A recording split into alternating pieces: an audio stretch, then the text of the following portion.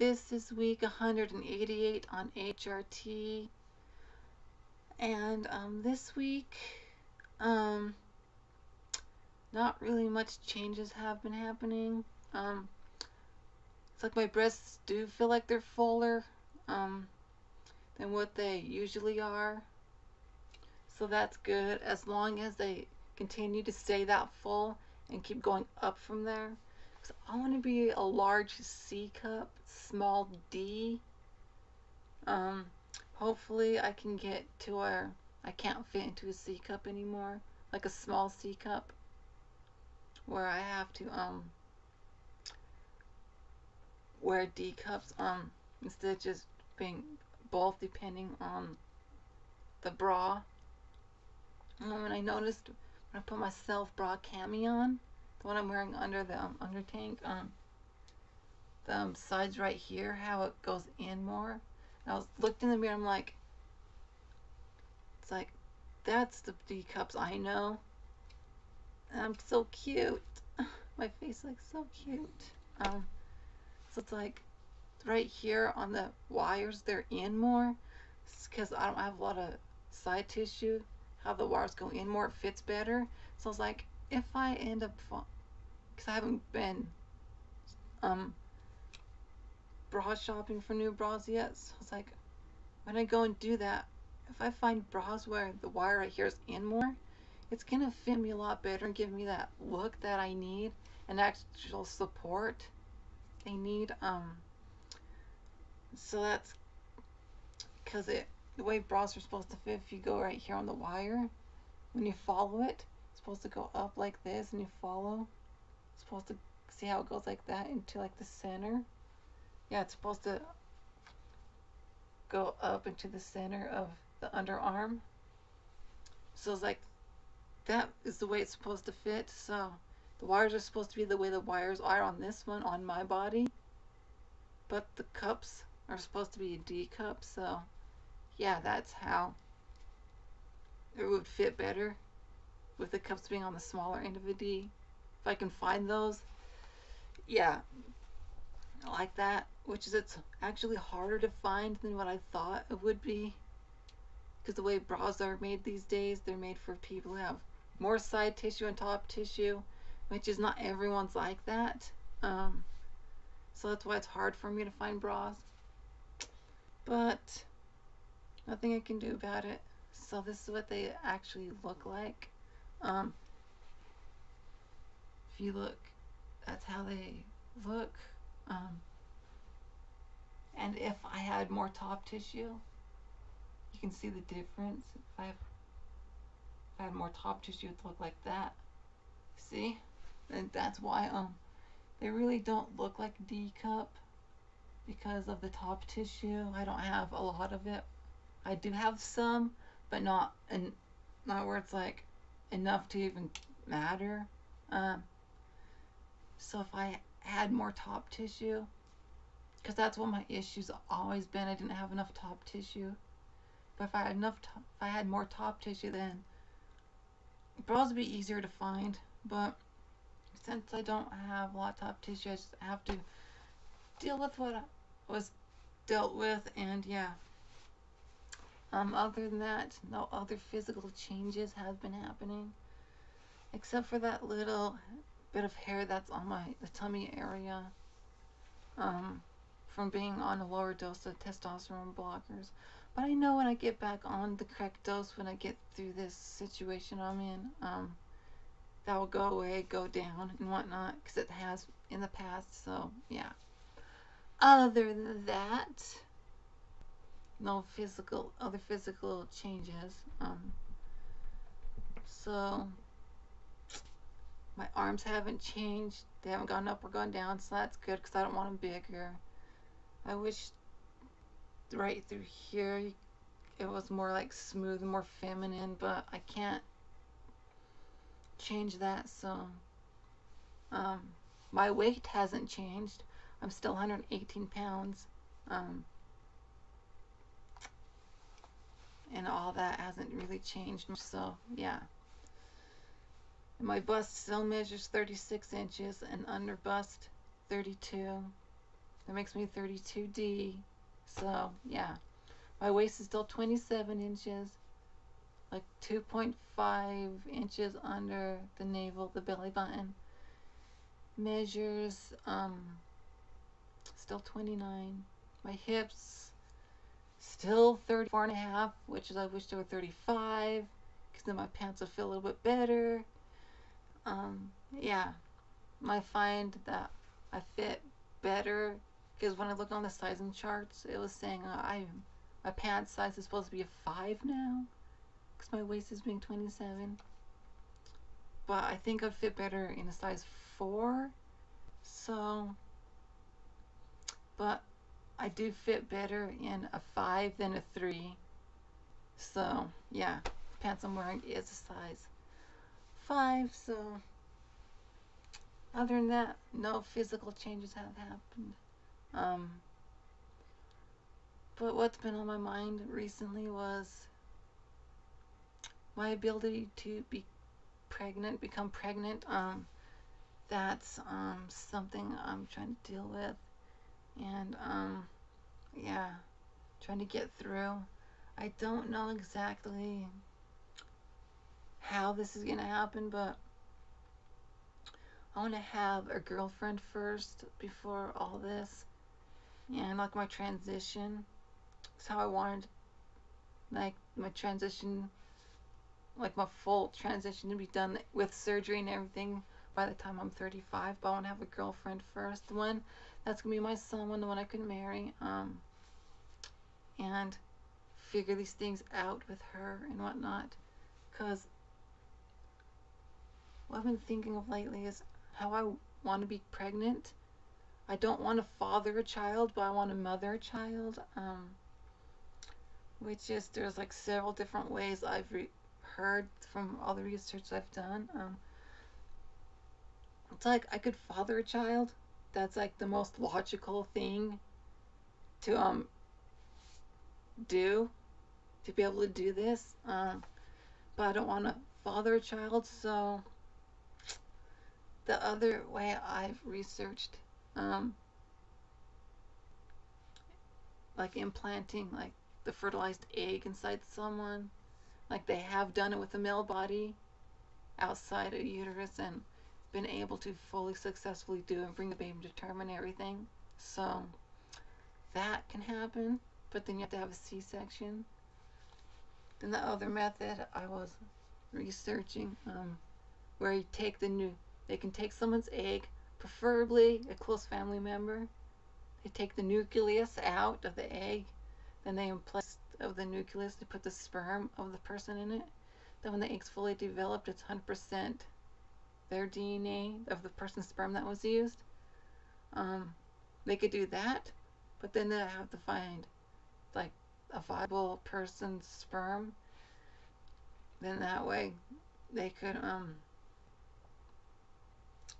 and I also heard in this research that they could take the person's sperm and maybe be able to tell if it was a boy or a girl, to get one that's successful to do with the egg, so it would bring the and fertilize correctly and everything and all that. But then would have to find someone to father the child, which is, I don't want someone to father a child, but someone has to if done that way. But then they would have to implant it in me if they did it, because I don't have a uterus. They would have to implant a uterus. They could do it that way, but be carefully monitored for 9 months with that uterus. Then the uterus has to be taken out afterwards, or they can do it outside the uterus, which is that'd be the more logical thing to do. Then implant it. Then when it becomes a term and everything, C-section. But whatever happens either way, would have to save sperm. So I just don't want to father a child is the thing. I want to mother a child, and I've wanted to mother a child since 2006. So yeah. Other than that, I really want a girlfriend before I get the surgery. But yeah, I just haven't been able to find who I'm looking for, where to look, or whatnot. I just have this weird feeling that I'm gonna meet her in this weird, unexpected way. I just don't know exactly where or how or what's gonna happen, where I'm gonna meet her, or any of this. Yeah. Other than that, I'm still looking. It's like it's easier for me to get a boyfriend than it would be for me to get a girlfriend. But every person that's tried to be my boyfriend, it went one like a few situations didn't go good. In other situations, it went like no. Actually, told one person no when he asked for my number.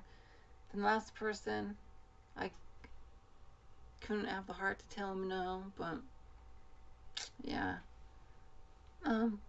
But other than that, I want a girlfriend badly. So yeah. Other than that, my story I've been writing has been going really good. I still left off on chapter 6.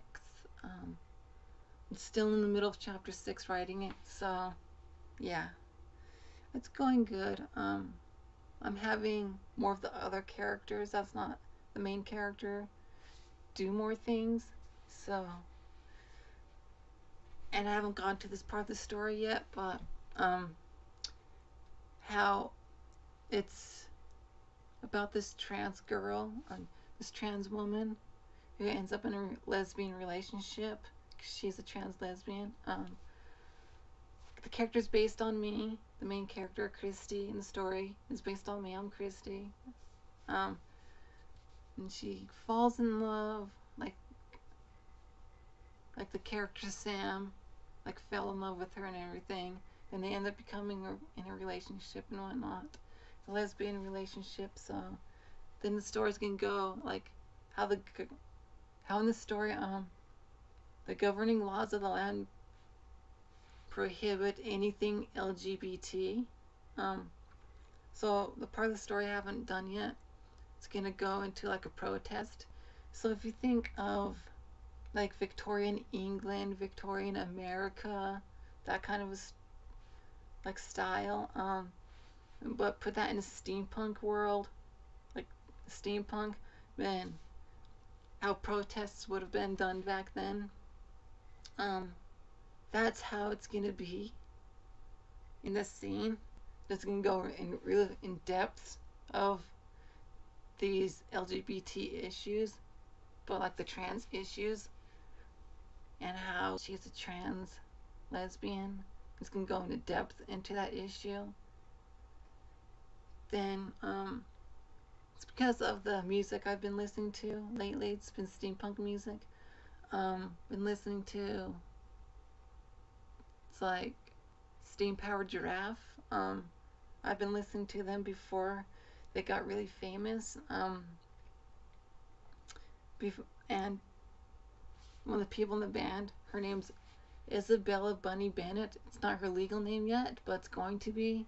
She's trans, and I've been listening to them before I knew they were trans, so that was a plus. So she's it's because her and her brother are twins, like identical twins, but they look completely different. So yeah, and her character, she plays the character Bunny. No, Rabbit. Yeah, they like everyone in the band calls her Bunny, but the character she plays is Rabbit, and her brother plays the Spine. Then the other two members that used to be in the band, the person that played Upgrade and the person that played the John, they left the band. Then the bass player became one of the main characters in the band, Hatchworth. So yeah, and she's been developing her character. Her character went from male, now her character's female. The character Rabbit's female now, but the character Rabbit was male, was skinny. Then the character Rabbit female is a lot larger, a lot bigger.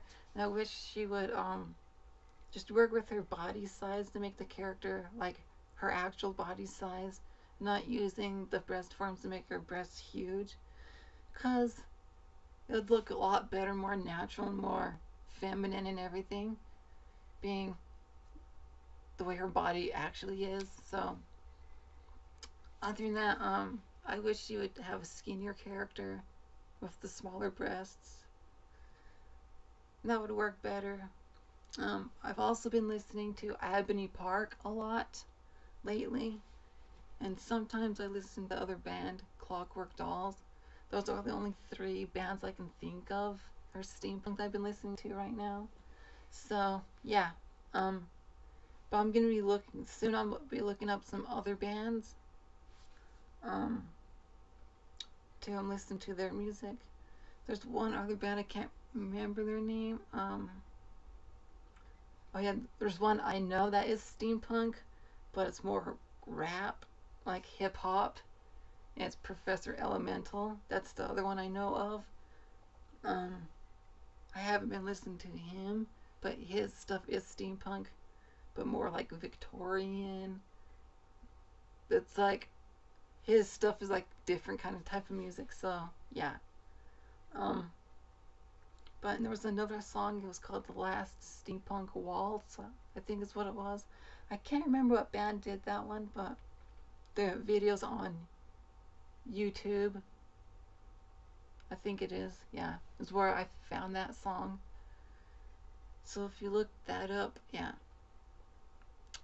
I'm gonna be looking up more stuff like that. But since I've been listening to like Ebony Park a lot, and Steam Powered Giraffe was like, it's made me think more of going in depth of the steampunk part of the story, and like how I was mentioning in my story how it's gonna go more on the LGBT issues to that protest. There's gonna be a lot more steampunk stuff like machines and whatnot. It's gonna go really bad for everyone. But they're gonna be standing up for what's right and what they believe in, and all these issues. So it's gonna go on stuff like that. More into that, yeah. So this music's been helping me out a lot. So yeah. Other than that, like the character is based on me, the main character, like I've said before, and the goggles I'm wearing, I put padded parts on it this time. I just write where the cups are, how it's all the curves around the cups. I put holes, and I ended up sewing it on with I took an old shirt, then I took beading thread that I have. It's a lot stronger than the regular sewing thread. Then the cotton I used in it to make it so it's padded came from aspirin bottles, that from the aspirin that I get that I need to take for my transition, which I haven't taken it in more than a month or something like that, which is I need to keep my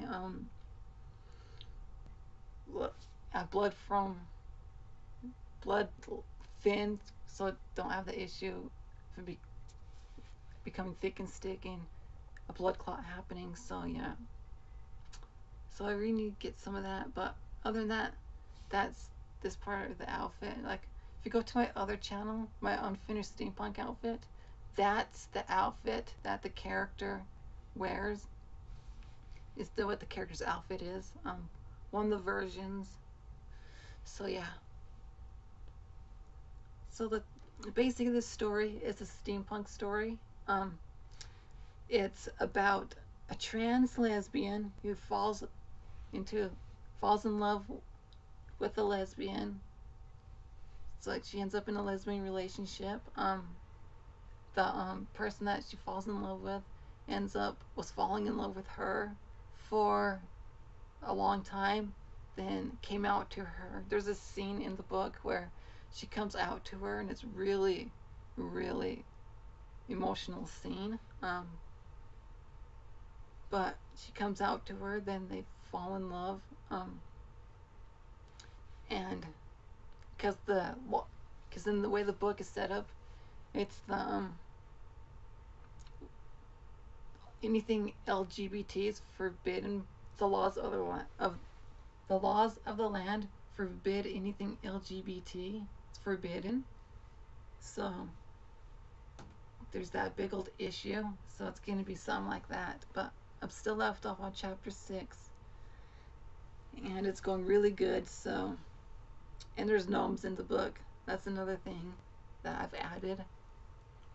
It's going really good. And the prop I made, the journal, that's going good too. I'm filling that in. So if you read the book, then you look at the journal, it matches. So yeah. Other than that, everything is going good. So that's how the story's been going and all that. So it's gonna go in that really depth, really in depth of the LGBT issues. So if you think of the style, like Victorian, think of Victorian England and Victorian America, the same time period. In the year 1886, November, December, like towards the end of like November, like the beginning of November and like November, December 1886 is where it's been taking place so far. So think of that and think of protesting and that kind of a scene. We make a steampunk. That's how it's gonna be in that big old dramatic scene. So yeah. Other than that, not much changes or anything physically. So yeah, happy. My story's going good. So yeah, I'm hoping to have the story done this year, and but I'm not sure if it will or not. But yeah. But other than that, it's going good. I might do a blog about my story, so I might. I'm thinking about it, but yeah. Other than that, I'm happy. No other physical changes. Still want a girlfriend. Having that small little issue of wanting to be pregnant and all that.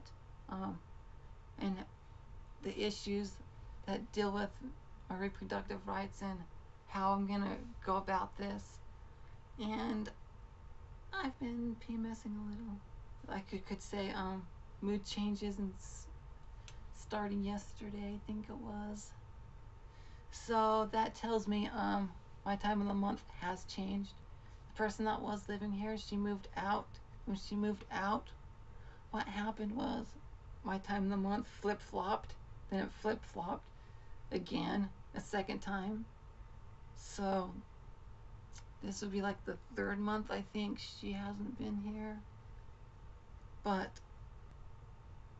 now I know for sure my time of the month is changed. Because last month it was like here then here, and it was like it went different than what I was expecting. So if I'm going through like mood swings and whatnot, that means I'm PMS. It's like PMS is what it would be called. Even though I'm not on the progesterone, it's still doing that a little bit here and there. So no, it wasn't yesterday. It was the day before yesterday. I started PMSing. Yeah, it's like I just was thinking about becoming pregnant and all this, and I ended up crying a little bit, almost crying, I should say. So yeah, so it's like it's usually 1 to 2 weeks before my time of the month. It's all these mood changes happen and whatnot, but lately it's just been 1 week before. So I think it will be around the 10th would be my time of the month. I can recall from last month how it changed. Even on the other video, how I was trying to explain it, it was going all weird. So it's probably going to start on the 10th, so I know exactly how to dose the progesterone when I get back on it again now. A lot better. So yeah, other than that, fun things being a trans woman. It's not like what it used to be when living as a guy. It's a lot better, I can say, but in some things it's like different. I should say it's different, more comforting to me, more happy.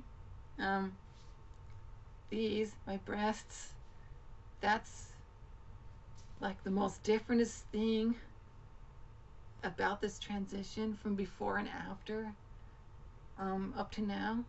That's like how I viewed breasts, before I had my own was completely different. How I felt about breasts. So it's like when before I had them was like this person's breasts were this, and I didn't understand how the sizing actually is. So, but now that I do understand all that, it's like, and I have my own, and how the mind-body connection is a lot stronger with my breasts. It's like when I see someone else, it's like a completely different feeling. It's like it's not that want to attraction towards breasts, or not that understanding of it, but it's like they're breasts and that's it. It's how I feel, and it's like, yeah.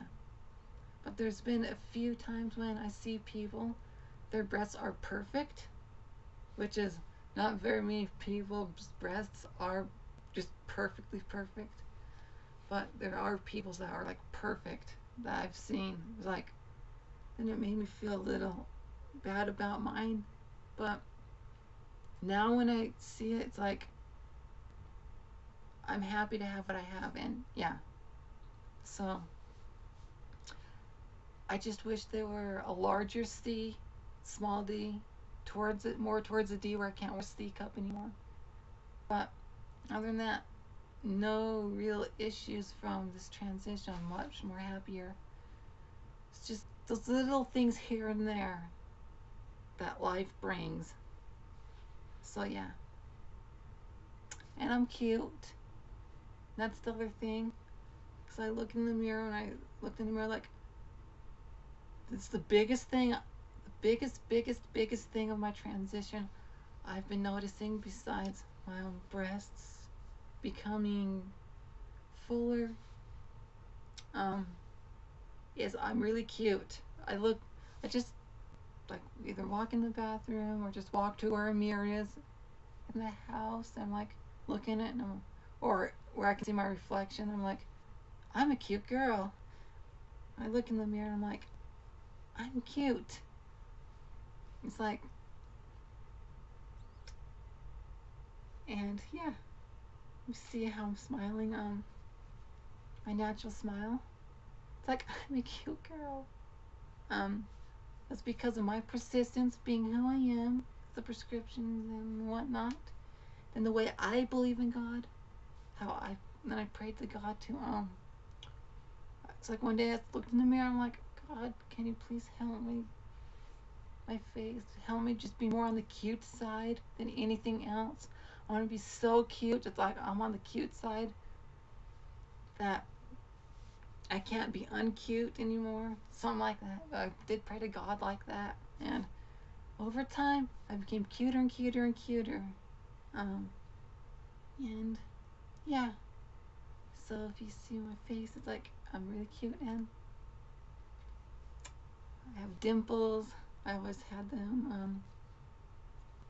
And my smile, I always get compliments on my smile the most. Like when I'm in certain situations, I end up, it's like my social anxiety gets to me, then I end up trying like to smile through things a lot more, laugh about things. It's hard though with having that social anxiety and having Asperger's, but and my eyes. It's the other thing I get compliments on. I'm not sure if you can see them. How my blue eyes are. can't remember what the condition is, but it makes my eye go like this if I don't force it. See how it's straight, I'm forcing it, but when I don't force it, see how it does that? But if you look at my eyes, that blue color, yeah, that's what I get compliments on. That like the eyes are the like the gateway to the soul. How the eyes are set up and everything. How beautiful they are. Because my eyes are really beautiful and I'm really cute, and yeah, that's just what I get compliments on the most. And my long hair. It's like when my hair's not done up, braided or anything, it goes at least down to here, something like that. Yeah, that's why I get complimented on the most. So it's just I'm really cute and whatnot. So yeah. So until next time, sorry for the video going long. Comment, rate, and subscribe, and click the link down there to check out my blog. I might do a blog on my story. I'm not sure yet. I'm thinking of doing a blog on my goggles. So yeah, and my other channel, I'm gonna do more steampunk videos talking about my story I'm writing and my goggles and whatnot. So yeah, haven't done it yet, but I'm going to do all that. So yeah, those videos. I'm not sure if I'm gonna do a blog on the story or not, but yeah.